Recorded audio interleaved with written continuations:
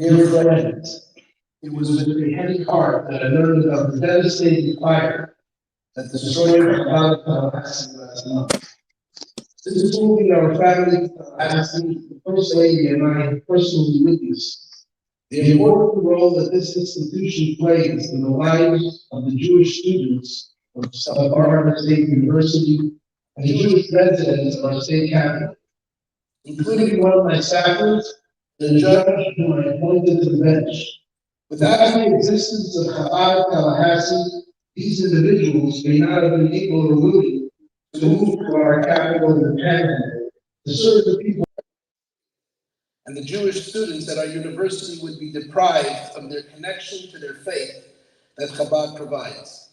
While I am unfortunately unable to attend this ceremony in person, know that I stand with you during this challenging time. I am encouraged by the determination of Rabbi Oirechman and his wife Chani to approach this tragedy with a sense of optimism, to treat it as a great reset, and to build back better for the Jewish community of our state capital. May the temple be rebuilt speedily in our days. Sincerely, Ron DeSantis, Governor. As we stand here and we mourn the burning of the Holy Scrolls of the Torah, the timeless message given by God over 3,300 years ago at Mount Sinai, I'm reminded of the story the Talmud says when the Roman Empire outlawed the learning of the Torah, the teaching of the Torah. The great sage, Rabbi Hanina ben Tradion, refused to adhere to this edict and continued to teach to his students that which he received from his teachers. He was caught and sentenced to be burned at the stake. His students, who were forced to watch, turned to him and they said, "Rebbe, what do you see?" And he replied, "I see the parchment burning, but the letters are floating in the air." This timeless message is simply amazing. No matter what, the knowledge, the teachings, the morals cannot be burned.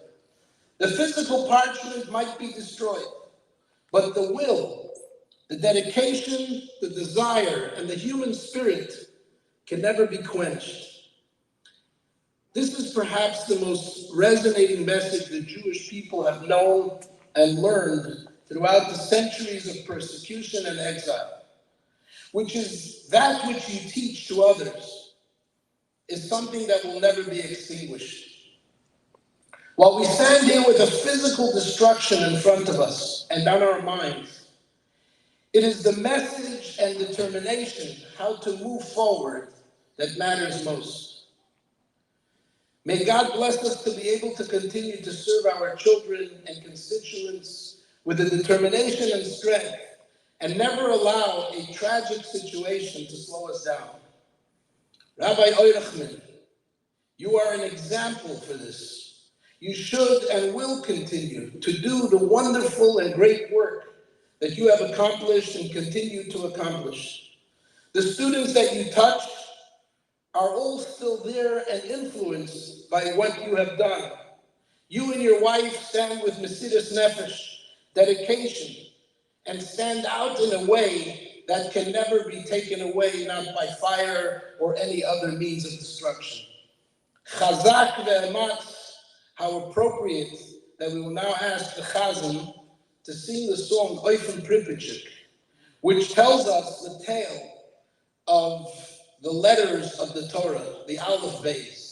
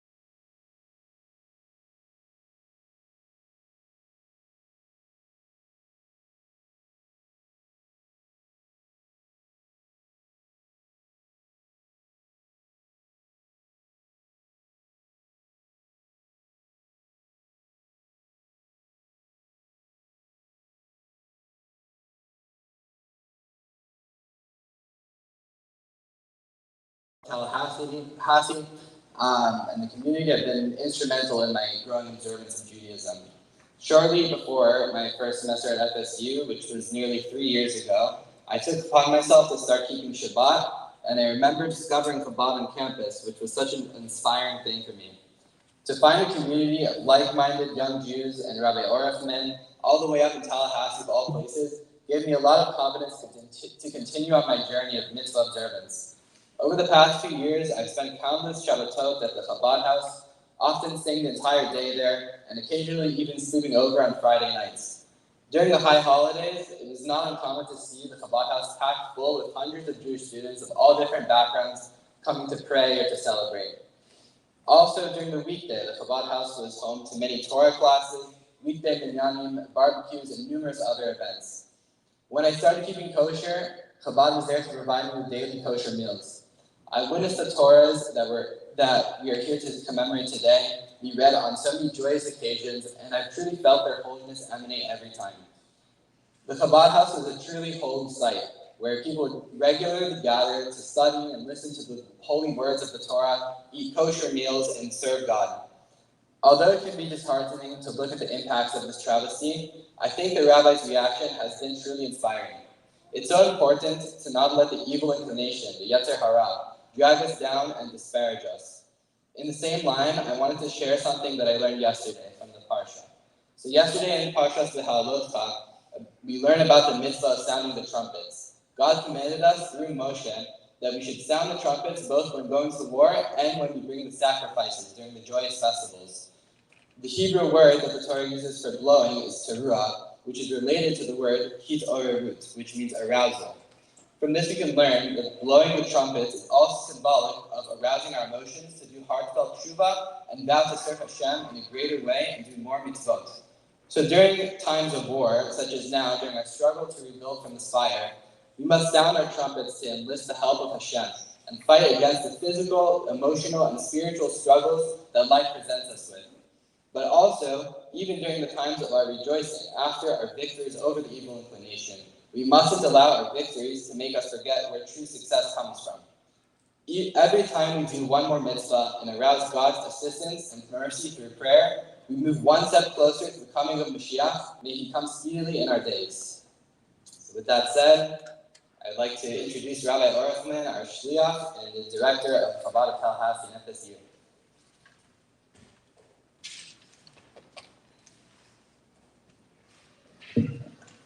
Thank you, Josh.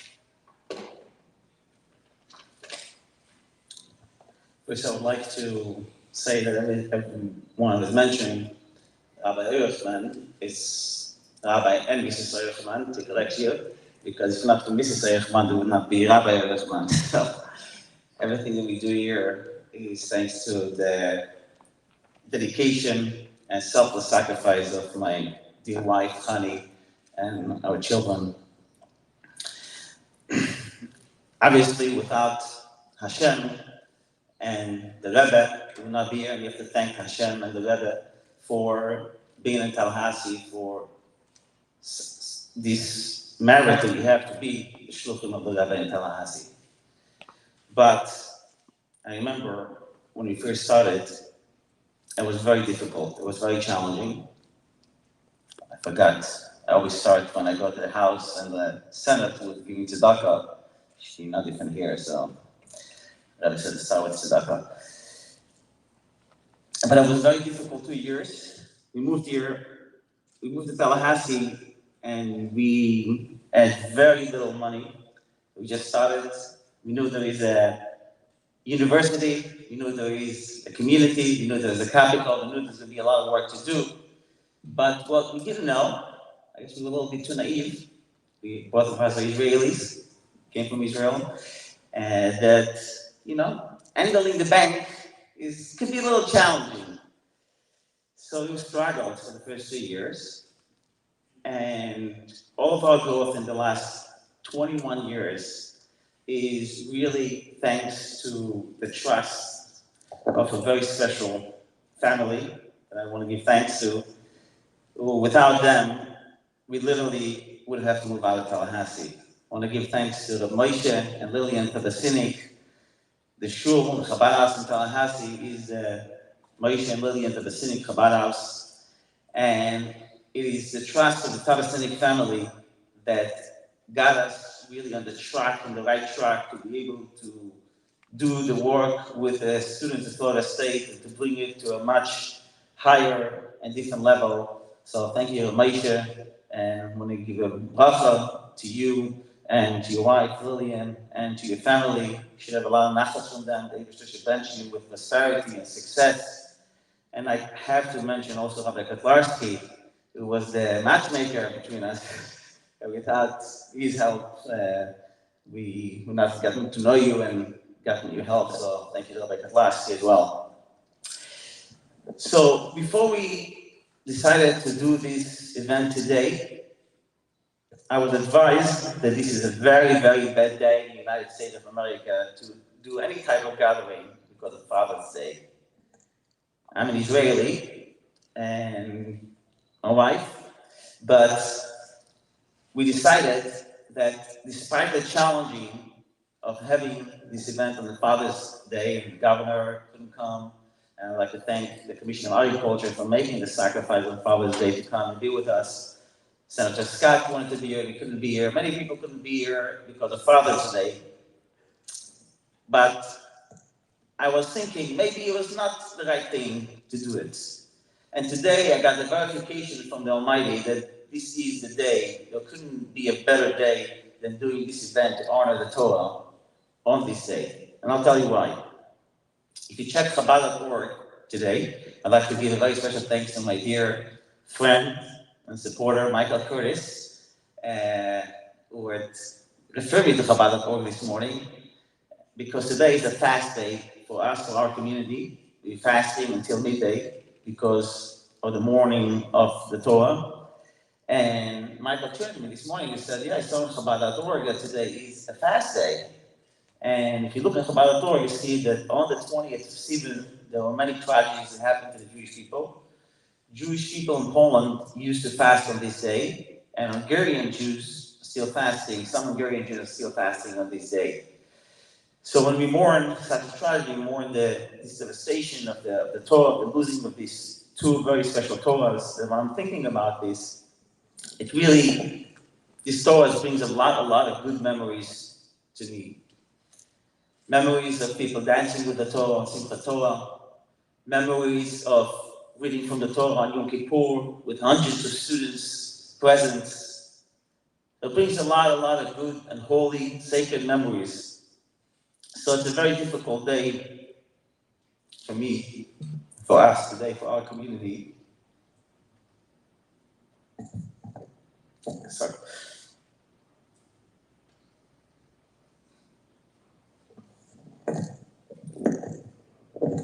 To bury these Torahs. One of the Torahs was dedicated by the Offenberg family, and we celebrated the concluding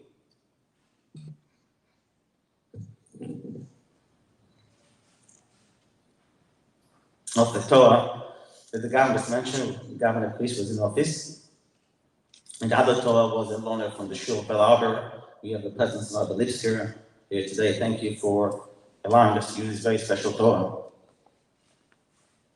Also, on today's Living Torah, we watched the Rebbe talks about the importance of passing the Torah from generation to generation, and the importance of teaching Aleph. We sang the from Popachik.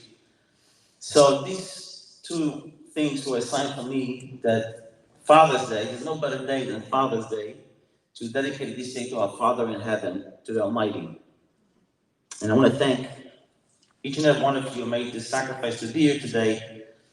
It's very special that you came to be with us on this very special day. We call this event from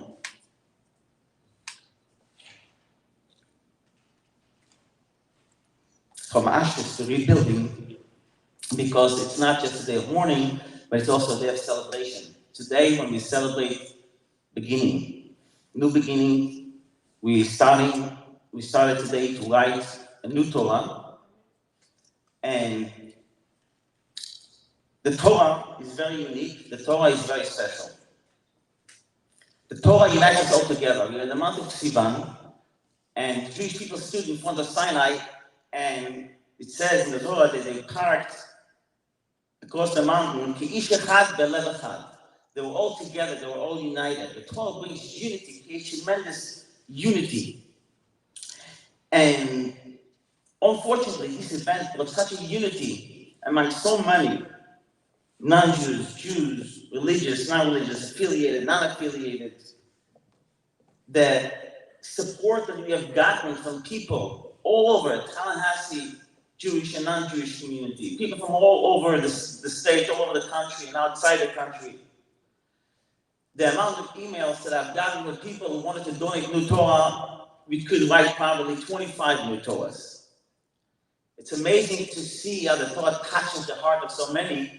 And the Torah that we are starting today is a Torah donated by one of these persons who sent me an email right after the event. And he was the first one that offered the new Torah, and we took it. And that's a Torah that we are writing here today. If you haven't had a chance to write a letter, you could do so on your way out.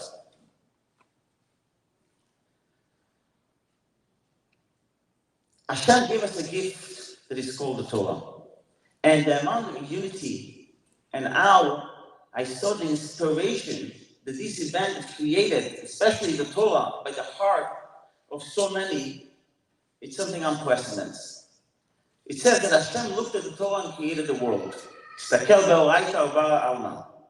If you want unity, if you want success, if you want prosperity, we have to take the Torah and we have to commit to what the Torah says.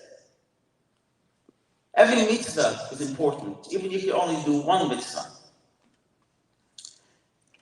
The Rebbe emphasized the importance of action, doing a mitzvah, whether we understand it or not. This doing brings us to the highest level of connection with the Almighty.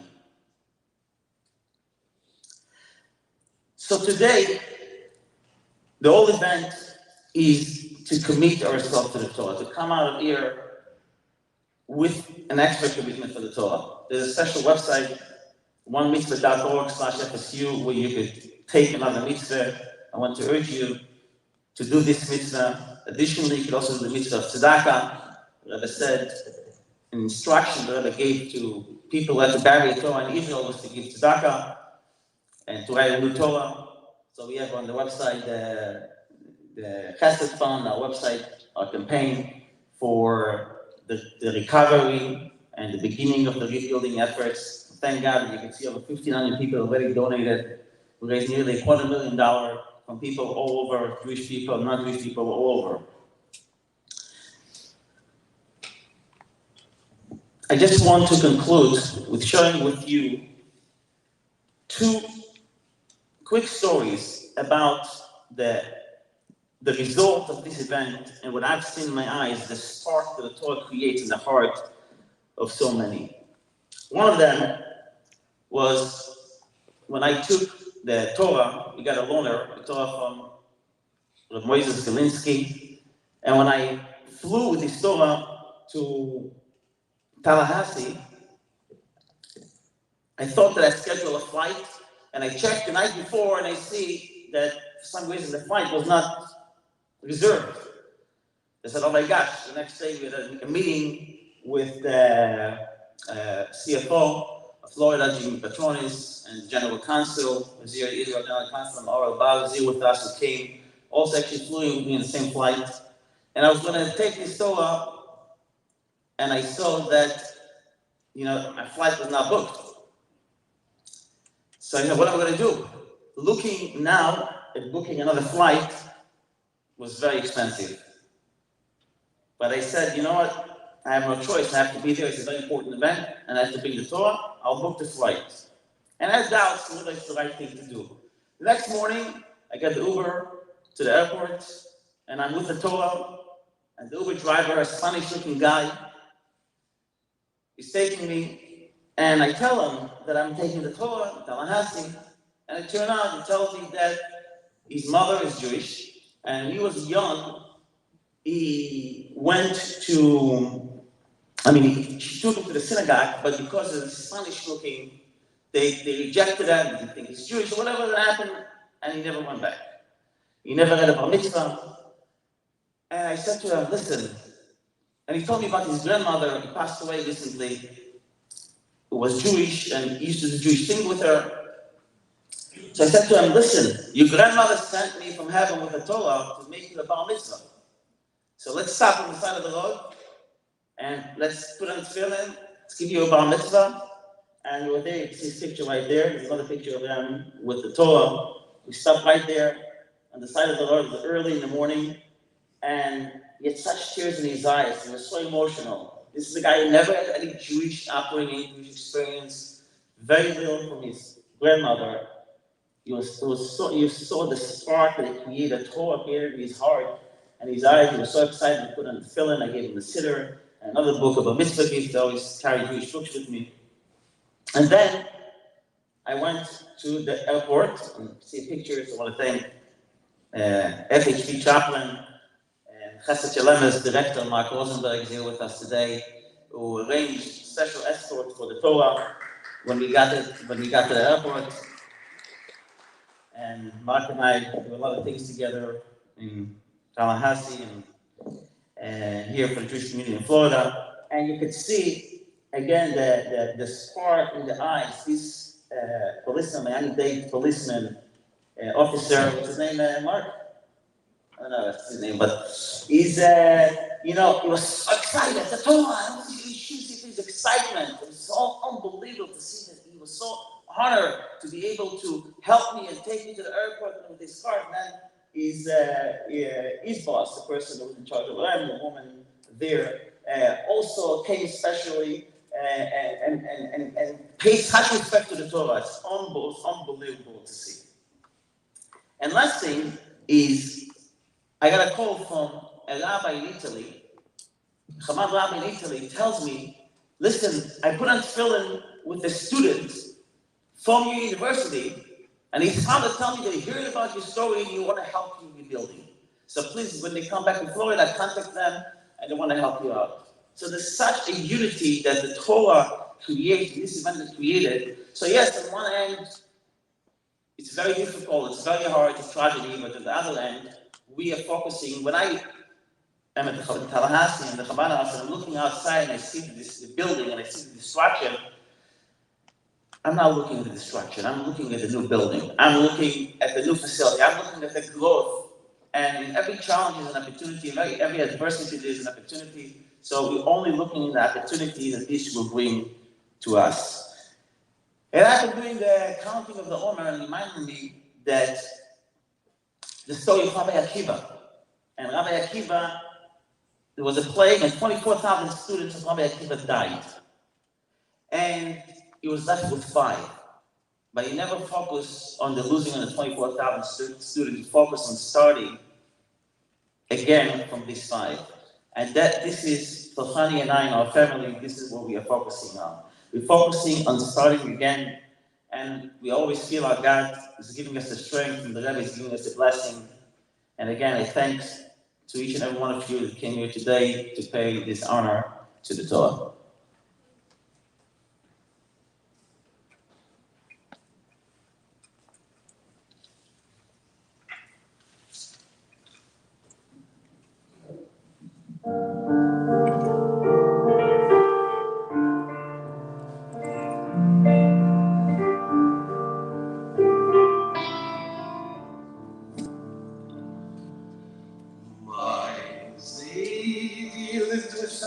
Sin of my past, he used to laugh, he put me on his knee, and he spoke about his life holy. He spoke but with a bitter memory. He spoke about the soldiers who would beat him, and they laughed at him, they swore his long black coat. And he spoke about a synagogue that they burned down, and the crying that was heard beneath the smoke.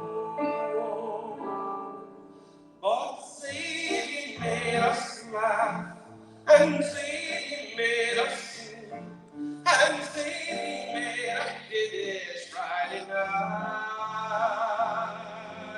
Sadie, oh Sadie, how I love you so. And Sadie used to teach me wrong from right. His eyes lit up when he used to teach me to run. He taught me every line so carefully. He spoke about our slavery in Egypt and how God gave us power to make us free. But winter went by and summer came along. I went to camp to run away. And when I came back home, they said, Sadie's gone. And all his hopes were packed and stored away. And I don't know how or why it came to me. It happened slowly over many years. We just stopped being Jewish, like Zadie was. And no one cared enough to shed a tear. But Zadie made us laugh, and Zadie made us sing, and Zadie made us Kiddish Friday night. Zadie, oh my Zadie, how I love you so. And Zadie used to teach me wrong from right. Many winters went by, many summers came along, and now my children sit in front of me. And you will be the same of our children. Who will be their Savior if not we? Who will be the saints of our children? Who will be their saviors if not we? But Sadie made us laugh, and Sadie made us sing, and Sadie made us Kiddish Friday night. Sadie, oh my Sadie, how I love you so. Zadie used to teach me wrong from right. Who will be the Zadie of our children? Who will be the Zadie if not we?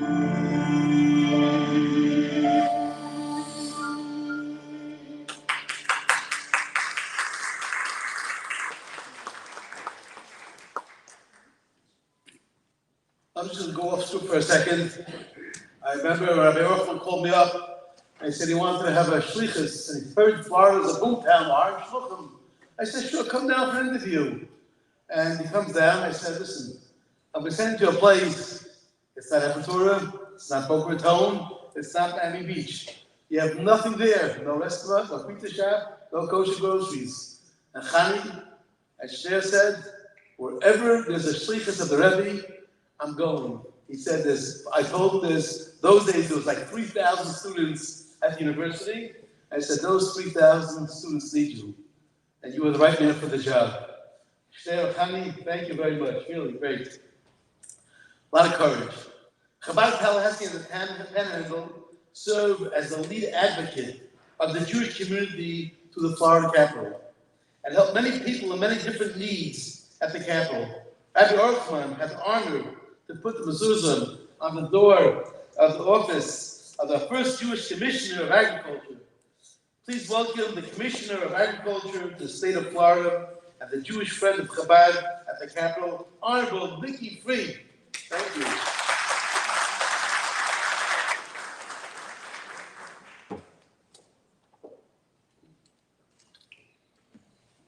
Good afternoon, everyone. It is such an honor to be here with you, and I look at this as a joyous occasion. an opportunity to bring life back to the destruction. And as our first and only Jewish female to have ever won statewide here in the state of Florida, I take a lot of responsibility in that.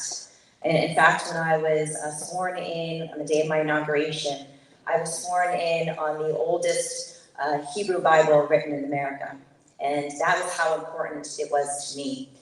I also went to Florida State University. I'm a graduate of the University of Florida, which is actually the second largest Jewish population of students across the entire country after Brandeis. And I was student body president there as well. I was the first and only Jewish female to ever been student body president at the University of Florida.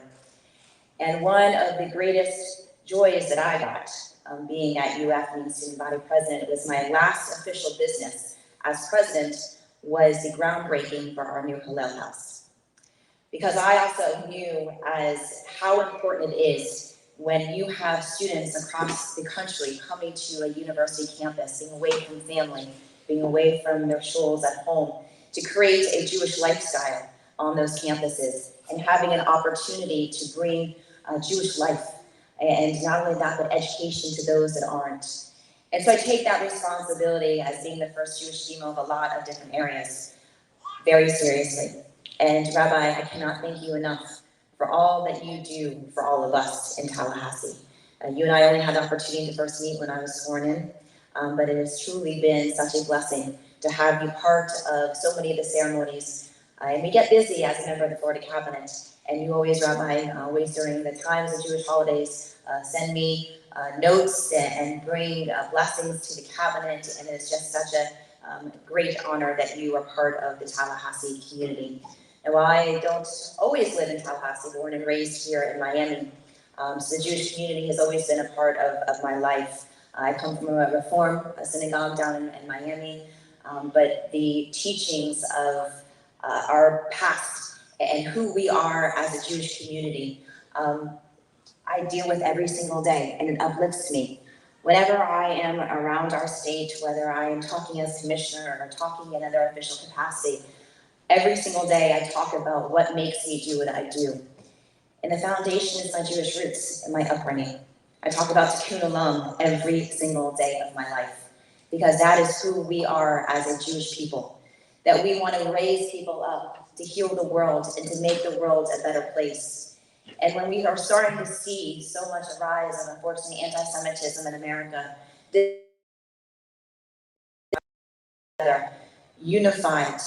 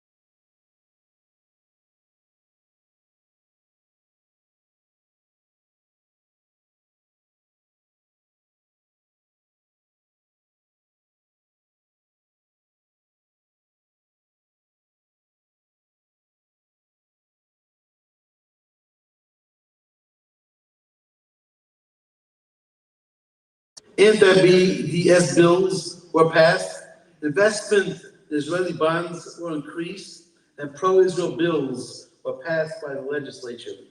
It's a privilege to have the General Council of Israel join us at this very auspicious, meaningful moment. Please welcome Israel General Counsel Meir Elbaz.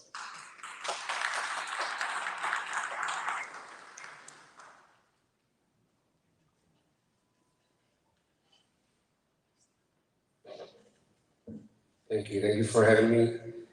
Well, in my previous capacity, I was the director of the Diplomatic Academy at the Foreign Ministry, and one of the things that we did was to teach the future diplomats how to tell a story. Well, obviously, I should have brought Rabbi Oirechman to teach in his classes because he does know how to tell a story. And Rabbi Lipskar, I'll get to Rabbi Lipskar in a second. Don't forget him. But well, being a father of five, I can assure you that my 5 kids couldn't care less about Father's Day today. But it did make me miss my father, so I'll make sure to give him a call when it's still early enough in Israel, because I do miss talking to him. But as Commissioner Fried rightfully said, we can look at it also in the joyous moment. The Torah is doing today what it has been doing for generations, for thousands of years, bring us together. It brings us together in celebrations, it brings us together in mourning, in sad events, and in happy events. And I want to look at this event as, first of all, bringing us together on Father's Day, but also bring us together in writing the Torah, starting fresh and new Torah. So I think we should, certainly can, look at this this way.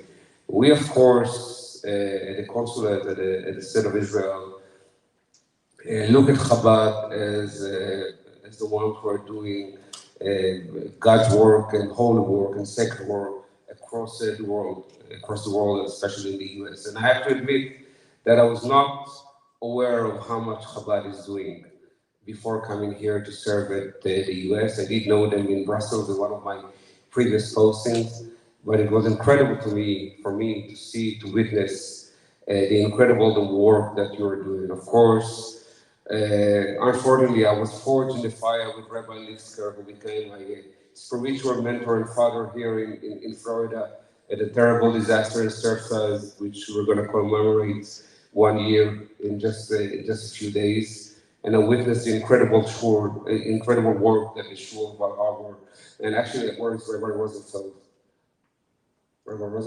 and of course Rabbi Rosenfeld, which hosted me here in that same days. I met families. I met the governor right here. I was sitting next to the governor right here.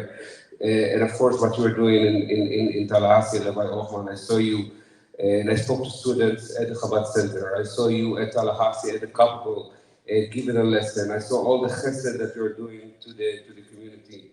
And all I can say is that you, like the Jewish people, will come back soon, stronger than ever. This is part of our Jewishness. We go through suffering, we go through hard times, but we never fall down. We always come back stronger. So we need you back in Tallahassee. We need you to build a beautiful temple and an education center for the, as Commissioner first said, for the Jewish and for the non-Jewish alike. So good luck. You will have our full support, endorsement, and thank you very much for what you're doing, what all of you in Chabad, and what the entire Jewish community is doing. Thank you very much. And of course, you said right. I mean, without the Rebbetzin, nothing would have been so successful. I am married. I know how it works.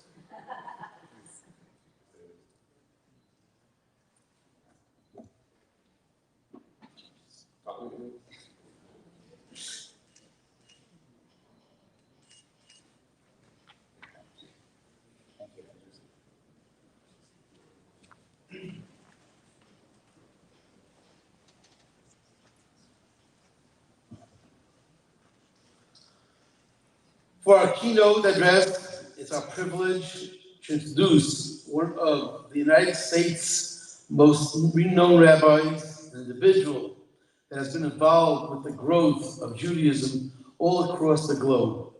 He is the spiritual leader of the Shul and directs the incredible Aleph Institute, of which Chabad at the capital has had the privilege to work with at many occasions. Please join us as we welcome Rabbi Lipskar.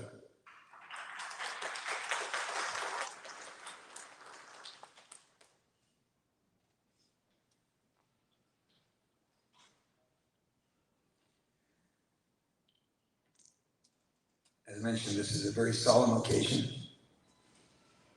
but as it states in Tanya, quoting from the Zohar, that there's tears on one side of the heart and joy on the other side of the heart. The heart has the capacity to contain multiple and even contrasting emotions, which obviously is part of today's day. I want to just, for a moment, give this event a more personal relationship. One of the Torahs that was burnt, unfortunately, I want to know was a loaner from the Shul that had been dedicated by a lady, Dina Rachaleya Yocheved Kuperman, on behalf of her husband and her parents who perished in the Holocaust. She had no children, no offspring. And so she decided that she wanted to leave a child behind. And so in her last years, she said to me, I'd like to write a Torah, buy a Torah that would represent our family, that would have a memory forever. And I explained to her that she was doing the right thing, because I remember when there was unfortunately a fire in another Chabad house on the West Coast, and unfortunately there were some fatalities. The Rebbe said that they should write a Torah for each person that had perished, because the Torah represents the human being. And that's also very much indicative in the extraordinary story that Rabbi Korf shared with the Panadim and Trajan, who was burnt by the Romans. And when he was burnt, they said, we're not only going to burn you, we're going to wrap you in your Torah, and you'll burn together. And when his daughter witnessed this, she exclaimed, Father, how can I see you like this? The fire was raging. It was especially torturous because the Romans wanted to actually exact as much pain as possible from Reb Chanina. So they wrapped him in the Torah. They wrapped the Torah in flax wool, and then they piled wool tufts on his heart and poured it with water to make sure that they burned longer and his soul was not able to leave his body. At which time his daughter said, how can I see you this way? And her father explained, the one who will take proper care of his Torah will also be the one that will take care of me. As the Midrash states, God says to the Jewish people, if you keep my light, the light of Torah, Iner mitzvah Torah or, that the mitzvah is a light, Torah is a candle, then I will keep your light, your soul.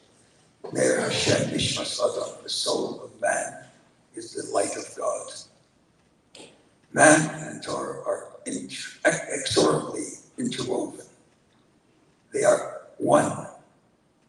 Three things are one: God, Israel, and the Torah. It's very significant to me that when I talked to Rabbi Oirechman about this tragedy, he finally said to me, one part of this Torah that was left almost intact was the cover of this Torah that Dina Rachaleya Yocheved Bas Shmuel Eliyahu donated. That was her Torah. That was her child. That was her essence. That was her future. And it remained. I have it on my cell phone. And I I'm sure that it remains on the cover that will be buried, please God, a little bit later today. Another very interesting part of this story in the Talmud, the students, when they saw their rabbi burning with such pain, and the Romans in their evil, they want to make sure that the students witness this terrible tragedy and this horrific punishment. They said to the teacher, what do you see? What do you see? And the reason they asked him, what do you see? Is because they heard noise. And they thought that he was seeing celestial angels. At a moment like this, when you give up your life to God Almighty Himself, wrapped in God's dressing, wrapped in God's clothing, wrapped in God's wisdom, no rationality could understand that. There's no reasons that we could imagine. They thought he was probably seeing the most extraordinary experience of heavenly angels, seraphim, in heaven. And he answered them, no, I don't see angels. I see the letters floating in the air. It wasn't mean the letters were floating in the air. Where do they float? Where do they go? They didn't go anywhere. They reconstructed again on a new parchment somewhere else. It again took on a life. Torah is eternal. Torah does never get extinguished. Its body can, but like the soul continues forever, the Torah continues forever. And that talks to us about what this event means for each and every one of us. We've come here, as everyone mentioned, on this extraordinary day, Father's Day, which unfortunately we Chabad rabbis have never celebrated Father's Day, so it was not a real sacrifice on my behalf, nor on my children's behalf, as our extraordinary Council General told us. But it's still an important day in American life. And we're taking time out of the day to escort, what you might say, documents, parchment, something that's so tangible, something that usually will not evoke an emotional response as if someone passed away. Probably if Dina was alive, she probably would really be mourning and crying because she would have seen her child pass away. But to most people, that's not the case. So let's talk about it for a moment. We're here, and the world has been shattered by this event. All of Florida has been shaken by this tragedy. It happened to be any part of Florida would have shaken the entire state of Florida.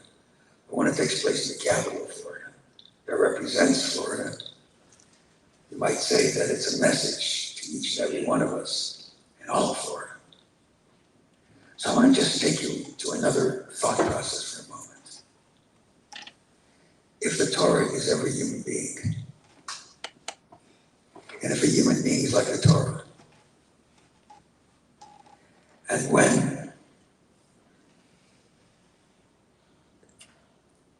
we were told by Mrs. Cooperman, a story that's already published, that in a small town, village, where they all lived, and the Nazis came, and they gathered everybody in the town, entire population of a few hundred Jews, men, women, and children, and they took them into the synagogue. And they surrounded the synagogue with their mortars and bullets. And as the people were crying, knowing what's coming next, they poured gasoline around the synagogue. And they lit it up, and the synagogue started to burn. And as the synagogue was burning, and these gleeful, evil, inhuman actors were singing and laughing and smiling, suddenly they see this old man synagogue holding the Torah. And they said, crazy people. They run into fire, they're running out of the fire, and they carry their books with them. This man was not a crazy person. He was carrying a life with him, an eternal life. We're all shaken by what has taken place. But let me ask you a question. How many Jewish souls do you know that have fallen off the cliff? How many Jewish young people do you know that are members of BDS, that are part of a society that does not have any relationship with God in a revealed fashion? How many young people do you know that are lost in the streets? Every one of those people is a Torah that right in front of our eyes is being burned. Right in front of our eyes is being consumed. And we walk by like nothing's happening. So Hashem sent us a message. So you want to know how it feels for a soul to burn? I'm going to show you how it feels. We shake up the entire community because the Torah was burned. How much of the community is shaken up because one single Jew, 10 Jews, 100 Jews, 1,000 Jews, 10,000 Jews? Ask Rabbi Oirechman how many students at the University of Florida may enter that category. If they have 300 or 400 or 500 kids that participate in the programs, what happened to the other 35, 4,000 kids that don't participate in the programs? And everywhere else in the world. I know them and you know them. They come across my office on a regular basis. And so God tells us a message in its inimitable way. As the Rebbe said, that the moment that God gives us this test is not to create pain. It's not to create anguish. It's not to make us sad. It's to tell us that you have an opportunity to rise and to raise the world with you. You have an opportunity to make sure that no more Jewish Torahs are burning. No more Jewish lives are getting lost. The practicality is we're all going to bury the Torahs in the cemetery. And we'll put that Torah in the cemetery honorably and give it a monument or a marker. And we'll know that we did our role. We're not going to bury those other Jewish Torahs in the cemetery. Those other Jewish Torahs are going to stay alive. And it's up to you and me, men, women, and children, to make sure that happens. So this tragic event is really, as the wonderful young student told us, it's a trumpet call. It's like a sound that touches your core. The word for the sound, as you mentioned, is true awakening. You know, when you hear this sound on Yom Kippur, that shrill sound, it's not an orchestra. It's not a violin. It's the horn of a ram, rough, and it makes a sound that pierces our hearts.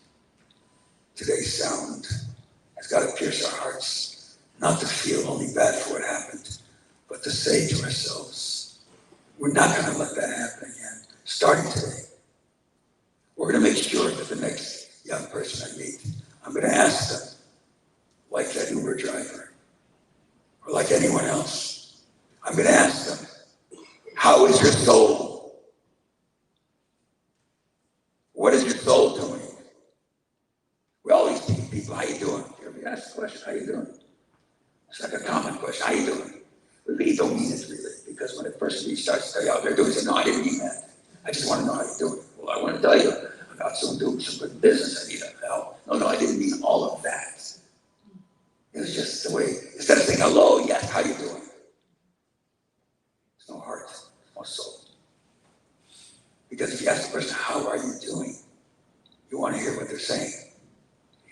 Most times when you say, how you doing, you're already looking at the next guy, you're going to say, how you doing too. But you can't ask someone, how's your soul? I do that on a regular basis. places. I always ask people, how are you years old? So now they already got used to my crazy questions, so they know that I want a different kind of answer. But it used to be, soul music, soul food, what do you mean soul? They don't even know I'm talking about a soul. How many people think about their souls? The Torah that was burnt is our soul. Does it take a burnt Torah to make us aware of our souls? Or is that just a message to say, it's time to wake up? We are at a tipping point in history. I think the most critical moment in history ever. As the Rebbe refers to it, a break moment where the messianic reality can happen immediately. And we expect it to happen immediately. But a tipping point always takes something to move it over. They're waiting for us. Our children are waiting for us. Our Jewish community is waiting for us. The general community is waiting for us. We are, according to Isaiah, we are a light unto the nations. We're not a financial resource to the nations, even though we help in every way. But we are a light to the nations. So let's use this moment to make a commitment to be a light and to make sure that that light dispels darkness. Darkness is not a reality. It's only the absence of light. When you light the slightest candle, it removes a lot of darkness. When you light a flame, it removes all the darkness. Let's all together relight the flame of the Torah.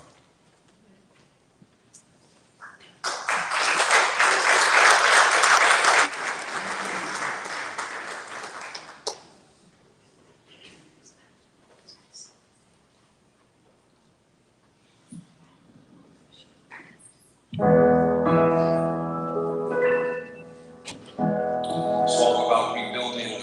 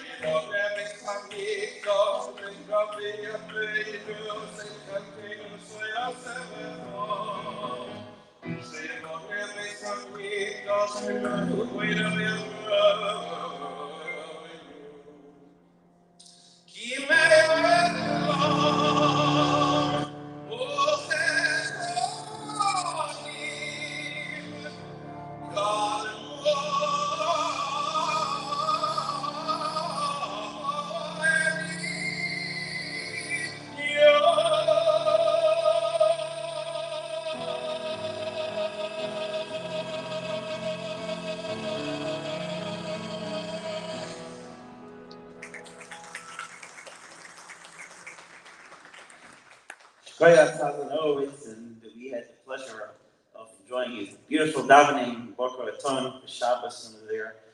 I would just like to conclude the program first with thanking Rabbi Mendel Rosenfeld for his hospitality, as a good friend for a long time. Thank you, Rabbi Rosenfeld. And the Shluchim, my colleagues that are here today. We have a colleague who came all the way from West Coast University, Rabbi Gordon, with Matt Bogan, who had been to Tallahassee, and an internship at the Capitol, and is moving to Tallahassee. Thank you for making it all the way, and that's a far drive for you. And really means a lot to my colleagues, Shluchim, here, join us for this event. Also want to thank Deputy Council of Israel, Mike Trikas, for being here and for visiting us in Tallahassee. Nice to see you here. And the Chief of Police, Aventura, Chief Ventalila, thank you for your presence. And also Officer Sergeant Fritter, who has reached out to me right after the fire and offered all of his help. Thank you so much for being in touch and staying on the top of everything that we need and offering your help. It's so nice. And I also want to thank the Mayor of Surfside who was here, and obviously Chaplain Rosenberg, who came for all of his help and assistance with whatever we needed here in the local community. Thank you. Mark, his special assistants, also helping with the escort, special escort we left from Miami-Dade Police. Thank you for the Miami-Dade Police. Also, thank you, Rabbi Miller. Rabbi Miller, without you, we couldn't do all this. I didn't know where to start when we had to do this service in the burial, and I call Rabbi Miller. He took care of everything from A to Z. Thank you so much, Rabbi Miller, for the Father Patricia.